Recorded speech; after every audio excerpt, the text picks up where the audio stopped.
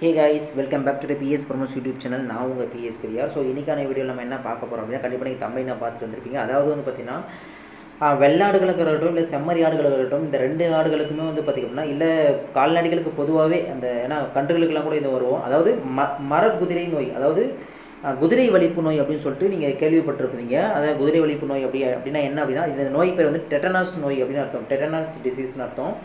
இது என்ன பண்ணும் அப்படின்னா, ஆடுகளுக்கு இந்த நோய் வந்துருச்சு அப்படின்னா, ஆடு வந்து பார்த்திங்க அப்படின்னா அப்படியே ரோபோ மாதிரி கீழே படுத்துக்கும். படுத்துட்டு அது பாட்டு எட்டி எட்டி உதைச்சிட்டு இறந்து போயிடும் ஆடு. ஓகேங்களா? இதுதான் வந்துட்டு அப்படியே மரக்கட்டை மாதிரியே கிடக்கும். ஒரு கட்டையை தூக்கி போட்டு எப்படி கிடக்கும், அது பாட்டு கிடக்கும் இல்லையா? அந்த மாதிரி வந்துட்டு இந்த மரக்கட்டை மாதிரியே வந்துட்டு இந்த ஆடு வந்துட்டு இருக்கும். அந்த பாதிக்கப்பட்ட ஆடு வந்துட்டு பார்த்திங்கன்னா, ஓகேங்களா? ஸோ இதுதான் வந்துட்டு குதிரை வலிப்பு அப்படி நோய் அப்படிங்கிறது. ஓகேங்களா? சரி, ஓகே. இந்த நோய் எதனால் வருது, இதுக்கு என்ன பண்ணலாம், இது வந்துட்டு எது மூலிமா பாதிக்கப்படுது, இதை தவிர்க்கிறது இந்த பாதிப்பு வந்து தவிர்க்கிறது எப்படி அப்படிங்கிறத பற்றி இந்த வீடியோவில் கொஞ்சம் டீட்டெயிலாக வந்துட்டு பார்ப்போம். ஓகேங்களா?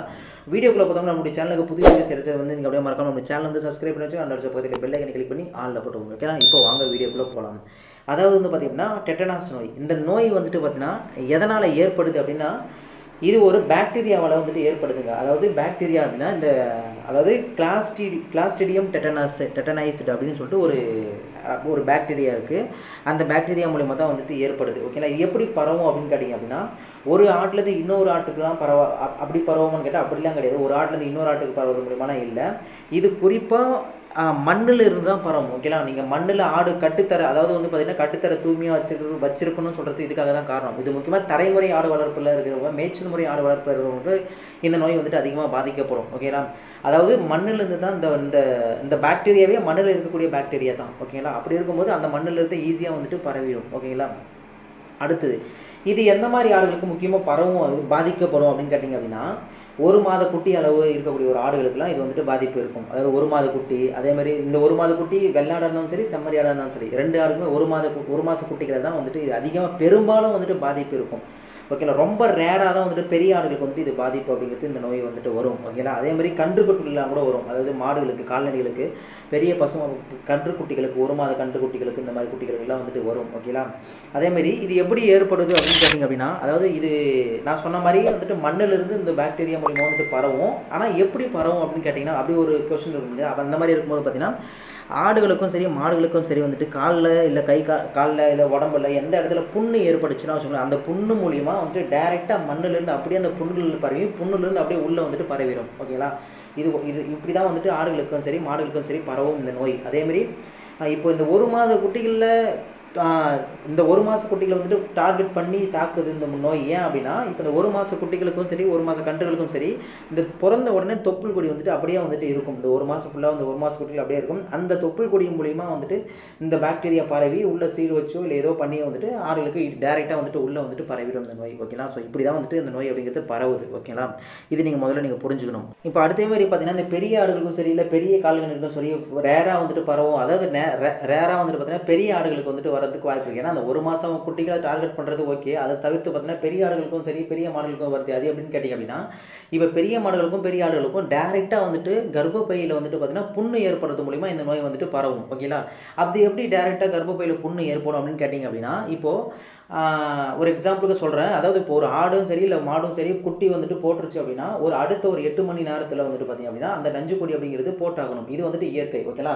இது போடலை அப்படின்னா மருத்துவம் தெரியாதவங்க இல்லை வந்துட்டு தெரியாதவங்க என்ன பண்ணுவாங்க அப்படின்னா, அவங்க டைரெக்டாக இன்வால்வ் ஆகி உள்ள அந்த வைத்தியத்தை பண்ணும்போது பார்த்தீங்கன்னா ஒரு சிலவங்க அது ப்ராப்பராக பண்ணாமல் வந்துட்டு பார்த்தீங்கன்னா எடுத்துட்டாங்க அப்படின்னா அந்த இடத்துல புண்ணு வரும். அந்த புண்ணு வரது மூலிமா வந்துட்டு சீல் பிடிச்சி வந்துட்டு பார்த்தீங்கன்னா உள்ள சில பாக்டீரியாக்கள் இதாகும். இந்த பாக்டீரியாக்கள் அப்படி ஆகும்போது பார்த்தீங்கன்னா இந்த டைரெக்டாக அந்த பெரிய ஆடுகளுக்கு வந்துட்டு பரவுது. இது மூலிமா தான் வந்துட்டு பரவும். ஓகேங்களா? இது வந்துட்டு பெரிய ஆடுகளும் சரி, இது வந்துட்டு பெரிய மாடுகளுக்கும் சரி. ஆனால் வந்துட்டு இது ரொம்ப ரேர் தான். ஓகேங்களா? இந்த டெட்டனாஸ் நோய் பெரிய ஆடுகளுக்கும் சரி பெரிய மாடுகளுக்கும் வரது வந்துட்டு ரொம்ப ரேர். ஓகேங்களா? அப்படி வந்தால் இந்த மாதிரி தான் வந்துட்டு வர்றதுக்கு வாய்ப்புகள் இருக்குது. ஓகேங்களா? அடுத்தது, பொதுவாக இந்த ஆடுகளுக்கு வந்துட்டு பார்த்திங்க அப்படின்னா இந்த மாடுகளுக்கும் இந்த நோய் வந்துட்டு பரவிடுச்சு அப்படின்னா அது எப்படி நம்ம கண்டுபிடிக்கலாம் அப்படின்னா, அதுக்கான அறிகுறிகள் எப்படி இருக்கும் அப்படின்னு கேட்டிங்க அப்படின்னா, இந்த பாதிக்கப்பட்ட அந்த ஆடும் சரி இல்லை மாடும் சரி என்ன பண்ணிடும் அப்படின்னா, ஃபஸ்ட்டு வந்து பார்த்திங்க அப்படின்னா அப்படியே கீழே படுத்துட்டு வந்து பார்த்திங்கன்னா கை கால்கள் எல்லாமே வந்துட்டு பார்த்திங்கன்னா அப்படியே விரைச்ச விரைச்சிக்கிட்ட மாதிரி வந்துட்டு இருக்கும். வாய் எல்லாமே வந்துட்டு அப்படியே கடிச்சுக்கிட்ட மாதிரி இருக்கும். வாய் ஓப்பன் பண்ணவே முடியாது உங்களால், கடிச்சுக்கிட்ட மாதிரி இருக்கும். அதே மாதிரி வந்து பார்த்திங்க அப்படின்னா அந்த மேலே இருக்கிற தோல், கழுத்து பகுதியில் இருக்கிற தோல்லாம் வந்துட்டு அப்படியே இறுக்கமாக ஆயிரும். அப்படியே எலும்போடு ஒட்டிக்கும், அந்த மாதிரி வந்துட்டு ஆயிரும். ஸோ இப்படி தான் வந்துட்டு பார்த்திங்கன்னா இந்த ஆடுகளும் சரி இந்த மாடுகளும் சரி வந்துட்டு இருக்கும். ஓகேங்களா. ஆனால் ஆடு வந்துட்டு கத்தும், சவுண்டு வரும், இதெல்லாம் வரும், மூச்சு போயிட்டு இருக்கும், இதெல்லாம் வந்துட்டு வரும். பட் ஆனால் அதால் எந்திரிச்சு நிற்க முடியாது. அப்படியே வந்துட்டு இறுக்கி ஒரு மர பொம்மை செஞ்சு அப்படி இருக்கும். மரத்தில் வந்துட்டு ஆடு இருந்தால் எப்படி இருக்கும், மரக்கட்டை மாதிரி அப்படி தூக்கி போட்டால் எப்படி இருக்கும், அந்த மாதிரி வந்துட்டு மரக்கட்டை மாதிரியே தான் வந்துட்டு இருக்கும். ஆனால் உயிர் அப்படிங்கிறது இருக்கும். ஓகேங்களா. இதை வச்சு நீங்கள் கண்டுபிடிச்சிடலாம் மரக்குதிரை வழிமுறை வந்துட்டு ஆடுகளுக்கும் சரி மாடுகளுக்கும் சரி வந்துருக்கு அப்படின்னு சொல்லிட்டு. ஓகேங்களா. ஸோ அடுத்து இதே நோய் வந்துட்டு பெரிய ஆடுகளுக்கும் சரி இல்லை பெரிய மாடுகளுக்கும் வந்துருச்சு, அது எப்படி இருக்கும் அப்படின்னு சொல்லிட்டு நான் இப்போ சொல்கிறேன். பொதுவாக இந்த நோய் வந்துட்டு பார்த்திங்க அப்படின்னா கழுத்து பகுதியிலிருந்து தான் வந்துட்டு ஸ்டார்ட் ஆகும். அதாவது கழுத்து பகுதியில் இருக்கிற சதைகள்லாம் வந்துட்டு கொஞ்சம் கொஞ்சமாக இருக்க ஆரம்பிச்சு கொஞ்சம் கொஞ்சமாக அப்படியே கம்ப்ளீட்டாக ஃபுல்லாக வந்துட்டு இருக்க ஆரம்பிச்சிடும். அதே மாதிரி வந்துட்டு பார்த்திங்கன்னா வாயை வந்துட்டு ஃபுல்லாகவே ஓப்பன் பண்ண முடியாது நான் சொல்லியிருந்தேன். அப்படி ஏன் அப்படின்னா இப்போ பெரிய ஆடுகளுக்கும் இதே மாதிரி தான் வந்துட்டு வாயை ஓப்பன் பண்ண முடியாது. அப்படி நீங்கள் கஷ்டப்பட்டு நீங்கள் ஓப்பன் பண்ணிட்டீங்க அப்படின்னா கூட இல்லை அது கத்தும் போதோ வந்துட்டு பயங்கரமாக ஸ்மெல் அடிக்கும். ஏன் அப்படின்னா ரொம்ப நாளமாக வந்துட்டு வாய் மூடிட்டே கடிச்சு வச்சுட்டே இருந்ததுனால வந்துட்டு ஓவராக வந்துட்டு ஸ்மெல் அடிக்கும். அதை வச்சு நீங்கள் கண்டுபிடிக்கலாம். ஓகேங்களா. அதே மாதிரி வந்து பார்த்திங்க அப்படின்னா இப்போ வால் பகுதி எடுத்திங்கன்னா வால் எப்பயுமே ஆட்டிக்கிட்டே இருக்கும். ஆனால் இந்த நோய் பாதிக்கப்பட்ட உடனே வந்து பார்த்திங்கன்னா அந்த வால் வந்துட்டு தூக்குனாவிலே இருக்கும். ஓகேங்களா. அப்படியே ஸ்ட்ரைட்டாக கம்பி போலவே தூக்குனாவிலே இருக்கும். அதேமாதிரி காதுகள்லாம் கூட பார்த்திங்க அப்படின்னா அடிக்கடி ஆட்டிக்கிட்டே இருக்கும். போகாமல் கொசு போகாமல் வந்துட்டு ஆட்டிக்கிட்டே இருக்கும். ஆனால் இந்த நோய் வந்த உடனே பார்த்திங்கன்னா 2 காதுகளுமே முயல் காது மாதிரி வந்துட்டு பார்த்திங்கன்னா வெறப்பாக வந்துட்டு நின்றுக்கிட்டே இருக்கும். ஓகேங்களா. ஸோ இதை வச்சு நீங்கள் கண்டுபிடிச்சிக்கலாம் இந்த நோய் வந்துட்டு இது வந்துட்டு அந்த நோய் தான் அப்படின்னு சொல்லிட்டு நீங்கள் கண்டுபிடிச்சிக்கலாம். ஓகேங்களா. இந்த மாதிரி இருக்கும்போது பார்த்திங்கன்னா அந்த கால்நடைகளாலேயே வந்துட்டு பார்த்திங்க அப்படின்னா ப்ராப்பராக வந்து நடக்கவும் முடியாது. அப்படியே நின்னபடியாக தான் இருக்கும். அதேமாதிரி கீழே குனிஞ்சு வந்து பார்த்திங்கன்னா தீவனங்களையும் சரி எதையுமே வந்துட்டு எடுக்க முடியாது. அதேமாதிரி வந்து பார்த்திங்க அப்படின்னா இப்போது அந்த வயிறு வந்துட்டு வயிறு பகுதியில் இருக்கக்கூடிய தசை பகுதியில் இறுக்கமாக இருக்கிறதுனால வந்துட்டு வயிறு லைட்டாக உப்புசன மாதிரி தான் வந்துட்டு இருக்கும். இப்போ நார்மலாக நீங்கள் உப்புசனமாக இருந்துச்சுன்னா தட்டி பார்த்தா வந்துட்டு பார்த்திங்கன்னா அந்த மத்தள மாதிரியான சவுண்டு வந்துட்டு இருக்கும். இது வயிறு உப்புசத்துக்கான அறிகுறி. இந்த வயிறு உப்புசம் எப்படி இருக்கும், நீங்கள் தட்டினீங்க அப்படின்னா கட்டையில் தட்டினீங்க எப்படி இருக்கும் அந்த மாதிரியே வந்துட்டு இருக்கும். ஓகேங்களா. டைட்டான வயிறு உப்புசம் மாதிரி இருக்கும். ஓகேங்களா. அது உங்களுக்கு இது வந்துட்டு தெரியும். ஓகேங்களா. அதே மாதிரி பார்த்திங்க அப்படின்னா அந்த மார்பு பகுதியில் இருக்கக்கூடிய அந்த தசைகள்லாம் வந்துட்டு இருக்க என்ன ஆகும் அப்படின்னா கொஞ்சம் கொஞ்சமாக மூச்சுத்திணறல் வந்துட்டு அதிகமாக வந்துட்டு ஆடுகளுக்கு ஏற்படும். இப்படியே நாளடைவில் போக வந்து பார்த்திங்க அப்படின்னா மூச்சுத்திணறல் ஏற்பட்டு ஆடுகள் வந்துட்டு கடைசியாக வந்துட்டு இறந்து போயிடும். ஓகேங்களா. ஸோ இப்படி தான் வந்துட்டு அது இதுவாகிறது. ஓகேங்களா.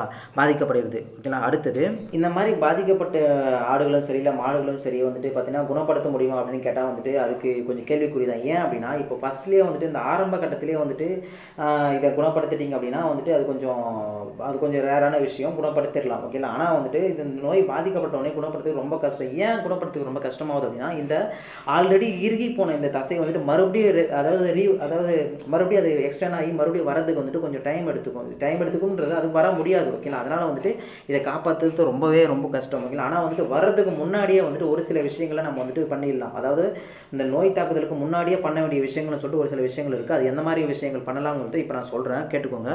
இப்போ ஃபஸ்ட்டு வந்து பார்த்திங்க அப்படின்னா இப்போ குட்டி போட்ட உடனே வந்துட்டு ஆடுகளுக்கும் சரி இல்லை மாட்டுக்குட்டிகள் அதாவது மாடு கன்றுகளுக்கும் சரி ஃபஸ்ட்டு வந்துட்டு பார்த்திங்கன்னா என்ன பண்ணணும் அப்படின்னா அதாவது அதோடைய தொப்புள் கொடியை வந்துட்டு முழுசாக வந்துட்டு அந்த தொப்புள் கொடியை முழுசாக நனையிற மாதிரி வந்துட்டு இந்த டின்ச்சர் இருக்குது பார்த்திங்கன்னா. டின்ச்சர் நம்ம ஹியூமனுக்கு யூஸ் பண்ணுற டின்ச்சர், மனிதர்களுக்கு யூஸ் பண்ணுவோம் இல்லையா பொண்ணுகளுக்கு, அந்த டின்ச்சரை அது வந்துட்டு ஒயிட் கலர் இருக்கும். அந்த டின்ச்சர் இல்லைங்க, இன்னொன்று டானிக் மாதிரி இருக்கும் அந்த டின்ச்சரு.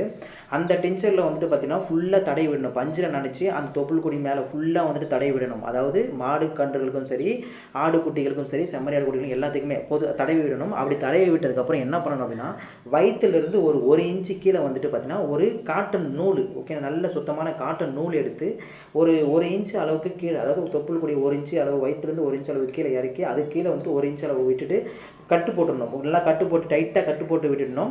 கட்டு போட்டு மறுபடியும் டின்ச்சரால் தடவி விடணும். அதுக்கப்புறம் அந்த கட்டுலேருந்து கீழே இன்னும் ஒரு இன்ச்சு விட்டுட்டு கத்திரிக்கோலில் கட் பண்ணி விட்டுணும். ஓகேங்களா. கட் பண்ணி விட்டுட்டு மறுபடியும் வந்துட்டு டின்ச்சரால் ஒரு வாட்டி ஃபுல்லாக தடவி விட்டுணும். ஓகேங்களா. இந்த மாதிரி வந்துட்டு பார்த்திங்கன்னா குட்டி போட்ட உடனே மாடுகளுக்கும் சரி ஆடுகளுக்கும் சரி நீங்கள் வந்துட்டு பண்ணியாகணும். ஓகேங்களா. இது ஃபஸ்ட்டு ஸ்டெப்பு. 2வது ஸ்டெப்பு என்ன பண்ணணும் அப்படின்னா ஒரு அகலமான ஒரு துணி ஒன்று எடுத்துக்கோங்க. அது வந்துட்டு புடவை துணியோ இது வந்து பார்த்திங்கன்னா வேஸ்ட்டு துணியோ ஏதோ ஒன்று துணி நல்லா காட்டன் துணி எடுத்து அதை அந்த குட்டிகளுக்கும் சரி அந்த மாடு கன்றுகளுக்கும் சரி ஆடுகளை வயிற்றுப்புறத்தில் வந்துட்டு பார்த்திங்கன்னா அந்த தொப்புள் கொடி மறையிற மாதிரி வந்துட்டு ஃபுல்லாக கட்டி இந்த முதுகில் போட்டு ஒரு முடிச்சு போட்டு விட்டுருங்க. ஓகேங்களா. ஒரு முடிச்சு போட்டு நல்லா விட்டுருங்க. ஏன் அப்படின்னா ஆடுகள் அந்த குட்டிகளை வந்துட்டு கீழே தரையில் படுக்கும்போது பார்த்திங்கன்னா அந்த தொப்புள் வழியாக வந்துட்டு பார்த்திங்கன்னா வேறு மண்ணும் படாமல் வந்துட்டு பார்த்திங்கன்னா வேறு கிருமிகளும் உள்ளே போகாமல் இருக்கிறதுக்கு இந்த துணி வந்து ஒரு தடுப்பாக இருக்கும். இந்த துணி எவ்வளோ நாளைக்கு இருக்கலாம் அப்படின்னு கேட்டிங்க அப்படின்னா அந்த தொப்புள் கொடி உதிர்ந்து கீழே விழுகிற வரைக்கும் நீங்கள் வந்துட்டு இருக்கலாம். ஓகேங்களா, அது எவ்வளோ நாளைக்கு வேணாலும் இருக்கலாம். ஓகேங்களா, அது தப்பு கிடையாது. ஓகேங்களா, இது வந்துட்டு ஒரு விஷயம். ஒரு சில ஆடுகளுக்கு வந்துட்டு யூரின் போகுது அப்படின்னா, ஆடுகள் கூட்டியில் யூரின் அந்த இடத்துல போகுது அப்படின்னா அந்த துணியை அடிக்கடி நீங்கள் கழட்டி வந்துட்டு மாற்றிக்கலாம். ஓகேங்களா, இது வந்துட்டு ஒரு விஷயம், பேசிக்கான விஷயம் உங்களுக்கு தெரியும். ஓகேங்களா, அடுத்தது ஏன்னா இப்போ ஆடுகளுக்கும் சரி மாடுகளுக்கும் சரி உடனே வந்துட்டு ஏதாவது வச்சு காயமாச்சோ, இல்லை மாடுகளுக்கும் சரி ஆடுகளுக்கும் சரி இதில் வந்து பார்த்தீங்கன்னா கொம்பு உடஞ்சிருச்சோ, உடஞ்சி அந்த இடத்துல காயமாகுது அப்படின்னா நீங்கள் ப்ராப்பராக அந்த இடத்த வந்துட்டு டென்ஷன் வச்சு தொடச்சிட்டு நீங்கள் வந்துட்டு அதுக்கு வைத்தியம் அப்படிங்கிறது பண்ணி தான் ஆகணும். நீங்கள் அதை கவனிக்காமல் நீங்கள் விட்டுட்டீங்க அப்படின்னா அந்த காயங்கள் வழியாக அந்த கிருமிகளை வந்துட்டு அந்த உள்ளுக்குள்ளே போய் மறுபடியும் அந்த நோய் வந்துட்டு வரதுக்கு ரொம்பவே இதாக இருக்கும். ஓகேங்களா, ரொம்ப வந்துட்டு வாய்ப்புகள் அதிகமாக இருக்கும். அதனால் வந்துட்டு இப்போ ஏற்படக்கூடிய காயங்களை தென்னந்தேர் உடனே வந்துட்டு நீங்கள் வந்துட்டு ப்ராப்பராக வந்துட்டு மருந்து வச்சோ இல்லை கட்டுப்போட்டோ நீங்கள் வந்துட்டு கவனிக்கணும். கட்டுப்போட்டோ வந்துட்டு நீங்கள் வந்துட்டு பார்த்து அதை கிளியர் பண்ணணும். இது வந்துட்டு அடுத்த ஒரு விஷயம். ஓகேங்களா, அடுத்தது இந்த நோய் வந்துட்டு வராமல் தடுப்பதற்கு வேறு என்ன நம்ம பண்ணலாம் அப்படின்னு கேட்டிங்க அப்படின்னா, ஃபஸ்ட்டு வந்துட்டு நீங்கள் ஒரு விஷயம் நீங்கள் நல்லா புரிஞ்சுக்கணும். அதாவது வந்து பார்த்திங்க அப்படின்னா ஆடுகளுக்கும் சரி இல்லை மாடுகளுக்கும் சரி இந்த குட்டி போட்டோடனே இந்த நஞ்சு கொடி எடுக்கிறது வந்துட்டு பார்த்திங்கன்னா வீட்டிலே வந்துட்டு ஒரு சிலவங்க தெரிஞ்சவங்க வந்துட்டு எடுப்பாங்க. அப்படி எடுக்கும்போது வந்துட்டு பார்த்தா ப்ராப்பராக அப்படி நாமளே எடுக்காமல் முறையான மருத்துவர் அணுகி மருத்துவரின் உதவியோடு எடுக்கிறது மூலிமா வந்துட்டு இது ஒரு விஷயத்தை நீங்கள் மருத்துவர் உதவியோடு எடுக்கிறது மூலிமா வந்துட்டு நீங்கள் தவிர்க்கலாம். இது ஒரு விஷயம். ரெண்டாவது வந்து பார்த்திங்க அப்படின்னா டெட்டனாஸ் தடுப்பூசி அப்படிங்கிறது கம்பல்சரி நீங்கள் போடணும். டெட்டனாஸ் வேக்சின் அப்படின்னா டாக்ஸிக் டெட்டராக்ஸ், அதாவது டெட்டனாக்ஸ் வேக்சின் அப்படின்ட்டு போட்டாங்கன்னா அது என்னது அப்படின்னா டெட்டனாக்ஸ் டாக்சைடு அப்படின்ற ஒரு வேக்சின் அப்படின்னு போடணும். அதாவது என்ன அப்படின்னா டிடி இன்ஜெக்ஷன் சொல்லுவோம். நம்ம மனிதர்களுக்கும் வந்துட்டு இது நம்ம போடுவோம், யூஸ் பண்ணுவோம். பார்த்திங்கன்னா அதே தான் வந்துட்டு இது கால்நடைகளுக்கு யூஸ் பண்ணுறது. டிடி இன்ஜெக்ஷன் அப்படிங்கிறது போட்டாகணும். அது எப்போ போடணும் அப்படின்னு கேட்டிங்க அப்படின்னா இப்போ ஒரு ஆடும் சரி இல்லை மாடும் சரி கன்று போட்ட பிறகும் இல்லை குட்டி போட்ட பிறகும் உடனே வந்துட்டு அந்த குட்டிகளுக்கு வந்துட்டு இந்த டிடி இன்ஜெக்ஷனை வந்து டிடி வேக்சினை வந்துட்டு நீங்கள் கம்பல்சரி போட்டுடணும். ஓகேங்களா, அப்படி போட்டுட்டிங்க அப்படின்னா இந்த நோய் வரதுலேருந்து நீங்கள் வந்துட்டு ஈஸியாக வந்துட்டு தவிர்க்கலாம். ஓகேங்களா, பெரும்பாலும் வந்துட்டு பெரிய மாடுகளுக்கும் சரி இல்லை சிறிய மாடுகளுக்கும் சரி இந்த மாதிரி விஷயங்கள்லாம் வந்துட்டு நடக்கிறதுக்கு முன்னாடியே நீங்கள் வந்துட்டு இந்த டிடி இன்ஜெக்ஷன்லாம் வந்துட்டு நீங்கள் போட்டுட்டீங்க அப்படின்னா நோய் வரதுலேருந்து நீங்கள் வந்துட்டு பாதுகாத்து கொள்ளலாம். ஓகேங்களா, அடுத்தது இந்த பெரிய ஆடுகளாக இருந்தாலும் சரி இல்லை சின்ன ஆடுகளாக இருந்தாலும் சரி இல்லை குட்டிகளாக இருந்தாலும் சரி எதுவாக இருந்தாலும் இந்த வேக்சின் இந்த டிடி இன்ஜெக்ஷனை போடுறத தவிர்த்து வேறு எப்பயாச்சும் நீங்கள் எப்போ புண்ணு ஏற்படுதோ அப்போவே வந்துட்டு இந்த டிடி இன்ஜெக்ஷனை நீங்கள் வந்துட்டு போட்டணும். இப்போ எப்படி மனிதர்களுக்கு வந்துட்டு ஒரு புண்ணு ஏற்பட்டுச்சுன்னா அதை செப்டிக்காக வந்து டிடி இன்ஜெக்ஷன் போடுறோம், அதே மாதிரி விலங்குகளுக்கும் நீங்கள் வந்துட்டு எப்போ ஏற்படுதோ அப்போவே நீங்கள் டிடி இன்ஜெக்ஷன் அப்படிங்கிறத நீங்கள் போட்டிங்க அப்படின்னா உங்களுக்கு இந்த பிரச்சனை அப்படிங்கிறது இந்த டெட்டனாக்ஸ் அப்படின்ற நோய் வந்துட்டு இந்த மரக்குதிரை நோய் அப்படிங்கிறது வராது. ஓகேங்களா, ஸோ இதுதான் வந்துட்டு புரிஞ்சுக்க வேண்டிய விஷயம். ஓகேங்களா, புரிஞ்சிருக்குன்னு நினைக்கிறேன். அதாவது இந்த வீடியோவில் வந்துட்டு என்ன பார்த்துருக்கோம் அப்படின்னா இந்த டெட்டனாக்ஸ் நோய்னா என்ன, அது எதனால் வருது, எந்த மாதிரி பாக்டீரியாவில் அது வருது, அது எப்படி பரவுது, அது பரவிடுச்சு, அது எந்த மாதிரி விஷயங்கள் பண்ணுறதுனால அது வந்துட்டு அதிகமாக பரவுது, அப்படி பரவிடுச்சுன்னா அது எப்படி அதை பரவுறதுலேருந்து நம்ம தவிர்க்கலாம், என்ன பண்ணால் வந்துட்டு இந்த நோய் வராமல் நம்ம வந்து தடுக்கலாம் அப்படிங்கிறது, என்ன வேக்சின் போட்டால் நம்ம வந்துட்டு இதை காப்பாற்றலாம் அப்படிங்கிறத பற்றி டீட்டெயிலான வீடியோ வந்துட்டு நம்ம இந்த வீடியோவில் பேசியிருப்போம். இந்த வீடியோவில் வேறு ஏதாச்சும் உங்களுக்கு டவுட் இருந்துச்சு அப்படின்னா கீழே வந்துட்டு கமெண்ட்டில் கேளுங்க. இல்லை என் கூட நீங்கள் பர்சனலாக ஏதாச்சும் வந்து சேட் பண்ணி என் கூட டவுட் கேட்கணும் அப்படின்னா நம்மளுடைய இன்ஸ்டாகிராம் ஐடி PS_Farmers1 அங்கே நீங்கள் ஃபாலோ பண்ணிவிட்டு என் கூட பர்சனலாக நீங்கள் இருக்கக்கூடிய டவுட்டை வந்து நீங்கள் கேட்டுக்கலாம். ஓகேங்களா, so thank you so much guys. மறக்காமல் நம்மளுடைய சேனலை சப்ஸ்கிரைப் பண்ணி வச்சுக்கோங்க. அந்த பக்கத்தில் பெல் ஐக்கனை கிளிக் பண்ணி ஆளில் போட்டுக்கோங்க. இந்த வீடியோ வந்துட்டு உங்களுடைய ஃப்ரெண்ட்ஸ் சர்க்கிள் யாராச்சும் ஆடு வளர்க்குறாங்க மாடு வளர்க்குறாங்க அப்படின்னா கண்டிப்பாக இந்த வீடியோ வந்துட்டு அவங்களுக்கு ஷேர் பண்ணுங்கள். இல்லை நீங்களும் இந்த மாதிரி விஷயங்களை நீங்கள் ஃபேஸ் பண்ணியிருந்தீங்க அப்படின்னா கீழே வந்துட்டு கமெண்ட்டில் சொல்லுங்கள். அப்போ தான் மற்றவங்களுக்கும் வந்துட்டு தெரியும். ஓகேங்களா, so thank you so much guys. Have a great day. Bye bye. See you in the next video. Thank you.